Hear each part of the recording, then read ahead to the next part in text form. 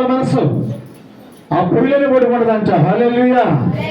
పాపం కూడా అంతే, పాపం కూడా అంతే. పాపం ఎప్పుడు కూడా అయస్కాంతం అంట. పాపం అనేది అయస్కాంతం, లాగేద్దంతే. అట్లు పడ్డామా అయస్కాంతానికి ఎంప ముక్కకి రెండు కలిపితే ఎవరు తీయాలమ్మా? మానవుడు తీయాలి. హల్లెలూయా. అలాగే నీ పాపాన్ని తొలగించేది ఎవరంటే యేసు తప్ప మరొకరు లేదు. అదే యేసు అంటున్నాడంట, ఇశ్రాయేలు ప్రజలైన వారులారా, ఐగుప్తు దేశంలో ఉన్న ప్రజలారా, చీకటిలో ఉన్న వారులారా, స్వేచ్ఛ లేని నీ బ్రతుకు పాపంలో ఉన్నప్పుడు నీకు స్వేచ్ఛ స్వతంత్రం లేదు. శ్రమల్లో ఉన్నావు, నిన్ను కలిసా, నేను విశ్వసించా నేను అని విడుదల చేసి ఎక్కడి నుంచి వచ్చి ఒకసారి జ్ఞాపకం చేసుకో, మళ్ళా దాన్ని కోరుకుంటావా అనేది ఏసయ్యా విడుదల చేసే దేశం మర్చిపోయారంట. మళ్ళా చదువుకుందామమ్మా. దాసుల గృహమైన ఐగుప్తు దేశముల నుండి నిన్ను రప్పించిన యెహోవాను మరవకుండా మర్చిపోకుండా అజాగ్రత్తగా ఉండకు, జాగ్రత్తగా ఉండాలి. చూసావా?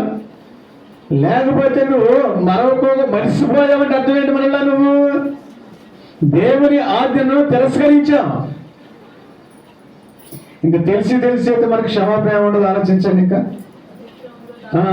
ఆజ్ఞ అతిక్రమమే, అతిక్రమం వచ్చే జీతము మరణం. చూసారా? అర్థం చేసుకో. ఇశ్రాయేలు ప్రజలారా ఐగుప్తు దేశంలో ఉన్నారు, మళ్ళా కాడినే మోస్తారా? కాడి మోసినప్పుడంట బాధ కలిగిందంట, చాలా భయపడదు అనుకున్నాడంట.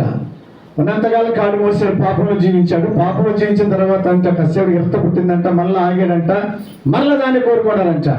అదే స్వేచ్ఛగా ఉంటుంది. ఏముంది ప్రభుత్వనట్టుగంట వెళ్తున్నా మేము జాగ్రత్త అనేది ఈ రోజున ప్రభుత్వం. బట్ అందుకోసం యేసుక్రీస్తు ప్రభువారు మన కొరకు ఏం కలిగినాడంటే శ్రమలను సహించి పాపమని దాస్యమని కాడి కింద తొలగించడానికి యేసుక్రీస్తు ప్రభువారు 40 దినాలు నీ కొరకు ప్రభువారు చేసిన ప్రాణత్యాగం తెలుసా?